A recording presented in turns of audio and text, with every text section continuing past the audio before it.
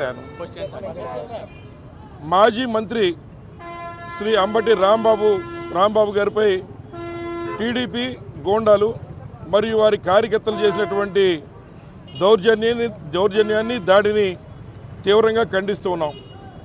ముఖ్యంగా మీ అందరికీ కూడా తెలుసు, మరి ఏదైతే నారా చంద్రబాబు నాయుడు గారు ఈ రాష్ట్రంలో ముఖ్యమంత్రిగా ఉండి పవిత్రమైనటువంటి తిరుపతి లడ్డూలో మరి పంది కొవ్వు నెయ్యి కలిసాయని, మరి అవి ఏదైతే సుప్రీంకోర్టు సిట్ విచారణ చేయగా నారా చంద్రబాబు నాయుడు గారు చెప్పినటువంటి మాటలు తప్పని యావత్ దేశం అదేవిధంగా రాష్ట్రం అంతా కూడా చంద్రబాబు నాయుడు గారిని చీకొడుతూ ఉంటే దాన్ని జీర్ణించుకోలేక ఈరోజు ఎవరైతే ప్రతిపక్షాలపై ఎత్తేటువంటి గొంతులని కత్తితో మరి కోసేటువంటి కార్యక్రమం నారా చంద్రబాబు నాయుడు గారు చేస్తున్నారు. అందులో భాగంగానే నిన్న అంబటి రాంబాబు గారు ఆయన ఏదైతే అక్రమంగా పెట్టినటువంటి ప్రజల్లో భావోద్వేగాలు రెచ్చగొట్టే విధంగా పెట్టినటువంటి ఫ్లెక్స్ని తొలగించండి, పోలీసు వారు మీ బాధ్యతని నిరూపించుకోండి, మీ పని మీరు చేయండి అని అడిగితే దాన్ని కూడా జీర్ణించుకోలేక ఈరోజు అటువంటి కార్యక్రమాలకి ఒత్తాసు పలుకుతూ మరి ఏదైతే ఆయన ఒక వెహికల్లో వెళ్తూ ఉంటే ఆయన వెహికల్ని ఆపి ఆయన్ని బూతులు తిడుతూ ఉంటే ఆయన కూడా మరి ప్రతిదాడి చేసేటువంటి భాగంలో మరి ఆయన ఏదో మాట మాట్లాడితే దాన్ని సాకుగా చూపించి ఒక పథకం ప్రకారం ఈరోజు రాష్ట్రంలో జరుగుతున్నటువంటి ఏదైతే గీతం కాలేజీలో జరుగుతున్నటువంటి భూదోపిడి, అలాగే తిరుపతి లడ్డూలో మరి నెయ్య ఏదైతే కొవ్వు కలిసింది పంది కొవ్వు కలిసింది అనేటువంటి తప్పుడు మాటలు చెప్పిన చంద్రబాబు నాయుడు గారి నైజాన్ని ఖండిస్తున్నారనేటువంటి కారణంతో ఇవాళ అంబటి రాంబాబు గారి ఇంటిపై దాడి చేసి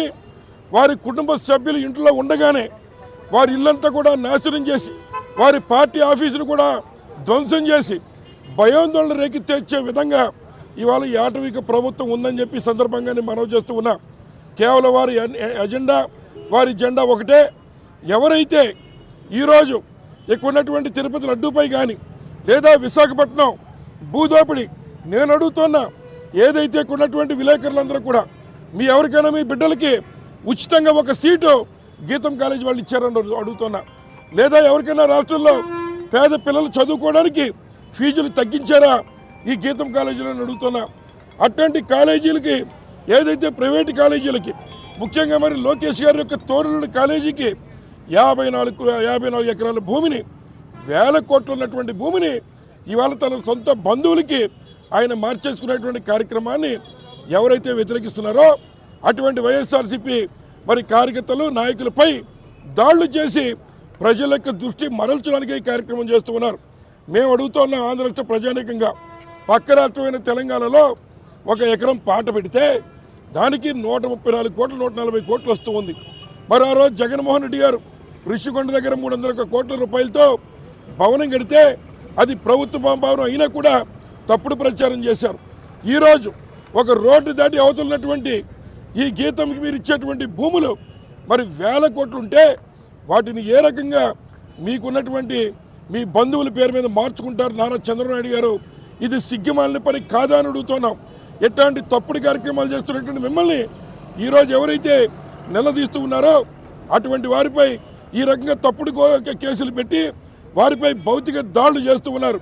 నేను అడుగుతున్న పోలీస్ డిపార్ట్మెంట్ని డీజీపీ గారిని, మీరు దగ్గరలో ఆఫీసులో ఉన్నారు, ఒక మహిళ ఎవరైతే మాజీ హోమ్ మినిస్టర్ కనీసం వచ్చి మీ ఎస్పీ గారిని కలుస్తానంటే కూడా అపాయింట్మెంట్ ఇవ్వకుండా ఈ రాష్ట్రంలో ఉన్నటువంటి సామాన్యులకు ఎటువంటి రక్షణ లేకుండా ఉన్నటువంటి మంత్రులను సైతం మంత్రుల ఇళ్లపై మాజీ మంత్రుల ఇళ్లపై దాడిని మీరు ఏ రకంగా సమర్థించుకుంటారని డీజీపీ గారిని అడుగుతున్నా.